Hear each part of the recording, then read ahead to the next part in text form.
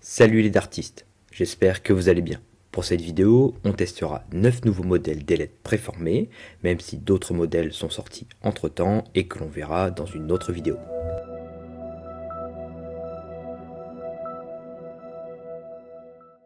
On commence cette vidéo par les Winmo Fusion. Pour ce modèle, une seule forme est disponible, la forme standard. On a 6 coloris disponibles, jaune et orange fluo, bleu, un gris transparent, blanc et noir. 3 tailles de tiges sont proposées, court, intermédiaire et médium, pour un prix de 8 €. On a une base plus large au niveau du pas de vis, possiblement pour éviter une casse trop rapide lors de chute. Les tiges sont striées sur les 2/3 de la longueur, jusqu'à la base de l'ailette. Pour les ailettes, elles sont assez rigides dans l'ensemble, mais il n'y a pas de partie renforcée, ni sur le haut, ni sur le bas. J'ai une bonne visibilité lors de mes lancers avec ces ailettes. Lors du test, en réalisant des tirs groupés, je n'ai pas eu de rejet du fait que les ailettes étaient trop rigides, plutôt une légère déflexion sur les côtés. Peu de rayures sur les ailettes permet de garder un aspect esthétique plus longtemps, à voir dans le temps si les ailettes ne s'abîment pas trop avec des tirs groupés répétés. Les ailettes sont agréables à jouer, on a une bonne sensation de vitesse en vol, mais le fait qu'il n'y ait pas de renfort pourrait faire que les ailettes s'abîment un peu plus vite, notamment avec des grips agressifs qui pourraient endommager les ailettes lors de tirs groupés. On passe au shot deck. Une seule forme est disponible ici également, la forme standard, avec 3 coloris disponibles, noir, blanc et transparent opaque, et pour les tiges, 3 tailles possibles, court, intermédiaire et médium, pour un prix de 14 €. On a des tiges droites sans stries, composées avec 2 matériaux, une partie en polymère composite pour la couche extérieure et une partie en carbone en noir à l'intérieur. Les tiges sont rigides et donnent une bonne sensation de solidité. Les ailettes en polymère sont très souples, avec des renforts assez larges sur le haut et sur le bas des ailettes. Cela devrait permettre aux ailettes d'encaisser plus longuement les coups lors de tirs groupés. À voir dans le temps, mais au vu du prix et de la qualité proposée par Shot, on ne peut s'attendre qu'à des ailettes qui tiennent bien dans le temps. Une bonne sensation en vol, de la légèreté et de la solidité. C'est une bonne combinaison. Les ailettes donnent un peu plus d'angle une fois sur la cible, plus dû à mon lancer, mais pourrait correspondre à des joueurs ayant un lancer plus puissant et souhaitant des ailettes légères et solides. Les ailettes souples permettent de réduire la déflexion lors de tirs groupés, ainsi que les coups sur les ailettes. Plus les renforts en haut et en bas, cela augmente la durée de vie de ces ailettes. Un bon modèle réalisé par Shot pour des joueurs recherchant de la légèreté et de la solidité. Ensuite, on a les Mission Force 90. 3 formes d'ailettes sont proposées, standard numéro 2, numéro 6, ainsi que la forme slim, avec 3 coloris disponibles, transparent, blanc et noir, et 3 tailles, court, intermédiaire et médium, pour un prix de 7,50 €. On a des tiges droites, rigides, avec de petites stries au centre de la tige.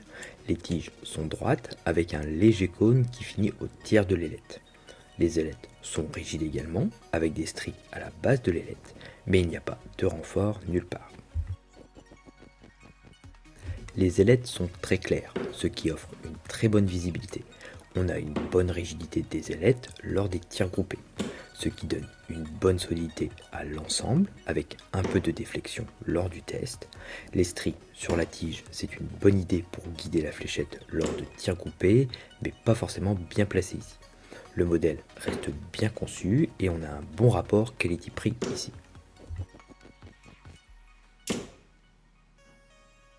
Le prochain modèle sont les Quesul T19 Carbone, un combiné entre des tiges AK7 et des ailettes AK5 avec une tige carbone au centre. 3 formes d'ailettes sont proposées, standard small et big win, comparable à du standard numéro 6 et numéro 2, ainsi que la forme kite, forme uniquement disponible sur le site Quesul au moment de cette vidéo. 6 tailles de tiges sont proposées pour ce modèle, allant de 24 mm à 37 mm de long, ainsi que de nombreux coloris et combinaisons de couleurs pour un prix de 19 €. Un super look dans son ensemble avec ses 3 matériaux intégrés. 2 parties plastiques à l'extérieur, souvent de couleurs différentes, et un cœur en carbone au centre. Un travail au niveau de la conception et de l'esthétique plutôt bien réalisé. Pour les ailettes, elles sont très souples. On a des stries à la base de l'ailette et un léger renfort à peine visible sur le haut et sur le bas de l'ailette. Un avis mitigé sur ces Quetzal. On a des ailettes très légères, presque trop pour jouer avec des fléchettes pointacier. Bien sûr, ça pourrait correspondre à certains lancers et joueurs, mais ça ne me paraît pas le. Par contre, sur cible électronique, cela me semble bien plus adapté, car les fûts pour cible électronique sont plus légers, avec un poids compris entre 16 et 20 grammes en général, et gagner quelques grammes peut être toujours intéressant. Passons au Bulls Union, une forme d'ailette disponible, la forme standard numéro 2, avec 4 coloris, vert, jaune, blanc et noir, et 3 tailles de tiges possibles, court, intermédiaire et médium, au prix de 7 €. On a des tiges coniques et rigides sans stries. La tige qui remonte en s'affinant quasi jusqu'en haut de l'ailette et donne l'impression d'un grand cône avec 4 ailerons imbriqués dedans. Les ailettes sont rigides lorsqu'on est proche de la tige, puis on gagne en souplesse en allant vers la partie extérieure et ne comportent pas de renfort ni sur le haut ni sur le bas.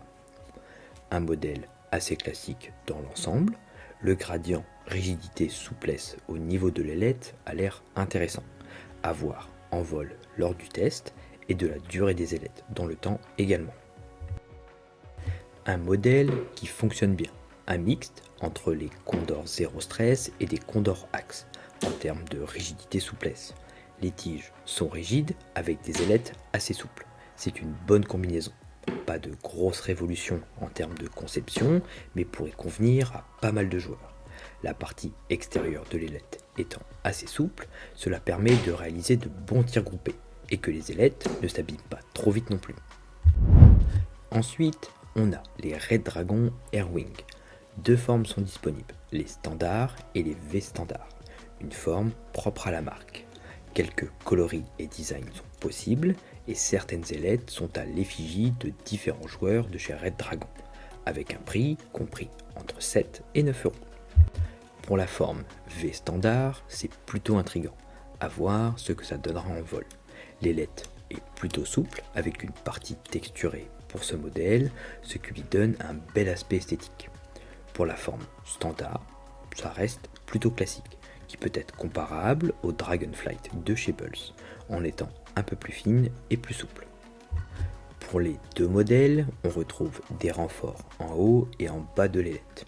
La partie affinée à la base de l'ailette pour faciliter l'insertion est bien pensée, notamment pour les tiges alu ou titane.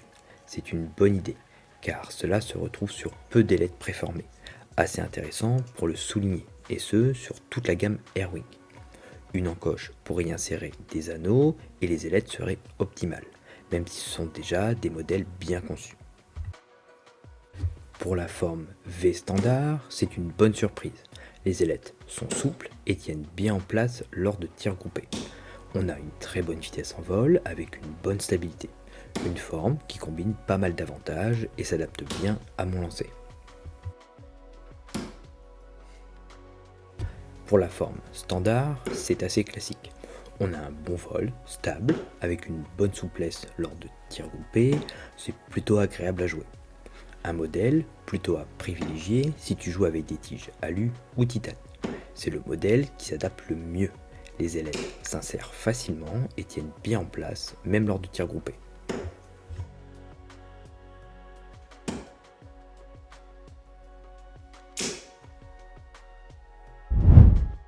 On passe maintenant au XQ Max Phoenix.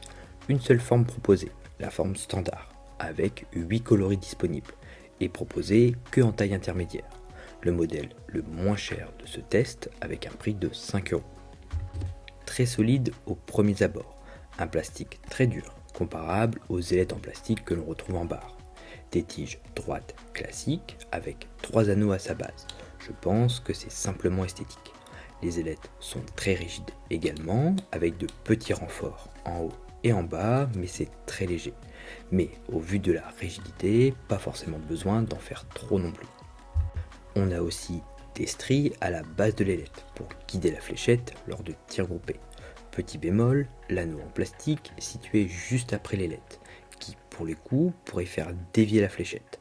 Je ne sais pas trop à quoi il pourrait servir, ou alors un défaut de conception. Le pas de vis me semble un peu grossier, à voir si cela se vise bien dans la fléchette ou non. Après, pour le prix, on ne peut pas être aussi exigeant qu'avec des Quetzal ou des shots, et pour le coup, ça a l'air plutôt solide. Les ailettes se visent facilement dans le pas de vis, peut-être juste un petit défaut sur un des pas de vis. On a une bonne solidité, des ailettes qui pourraient encaisser un certain temps je pense. Ça fait le boulot, durable et pas cher. Juste une seule taille proposée, c'est un peu dommage. La taille médium dans cette gamme serait un plus. Mais si ça convient à ton jeu, cela reste intéressant. Ou même pour un premier test d'ailette préformée. Cela permet de savoir si ça convient ou non sans se ruiner.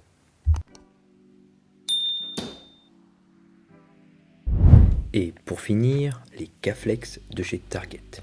On a deux formes disponibles pour ce modèle, la forme standard numéro 2 et numéro 6, avec plusieurs coloris disponibles, transparent, blanc, rouge, bleu, vert et noir, et 3 tailles de tiges proposées, court, intermédiaire et médium, pour un prix de 10 €. J'ai pris les 3 tailles pour les tester un peu plus, mais pour cette vidéo, je vais utiliser la taille médium. Le modèle est plutôt bien pensé dans son ensemble, des all-in-one avec un bon look, assez solide à première vue et qui peut être comparé assez facilement avec les Condor Axe. La conception est intéressante. On a des stries assez prononcées sur les tiges qui forment une croix pour venir guider plus facilement la fléchette lors de tirs groupés et limiter la déflexion et les rejets. Les ailettes sont plutôt rigides également, plus ça renforce sur le haut et sur le bas des ailettes, là où c'est le plus susceptible d'avoir des impacts, et devrait permettre aux ailettes de gagner en durabilité.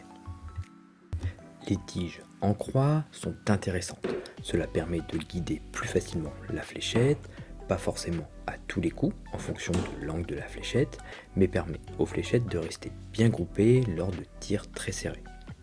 Même si les ailettes sont très rigides, il y a peu de déflexion et pas de rejet, chose qui pourrait arriver avec d'autres modèles du même type. Mais à voir dans le temps si cela se produit ou non. J'ai plus de réserves de ce côté avec ce test assez court. Un modèle vraiment bien réalisé, agréable à jouer, avec une bonne sensation en vol et de solidité, qui peuvent tenir dans le temps et encaisser pas mal de coups avant d'être vraiment inutilisables, et pouvant s'adapter à différents lancers et joueurs. Merci d'avoir regardé cette vidéo. N'hésite pas à me dire en commentaire quel modèle tu préfères. Si le contenu te plaît, n'hésite pas à t'abonner à la chaîne pour me soutenir et pour ne pas louper les prochaines vidéos. A bientôt!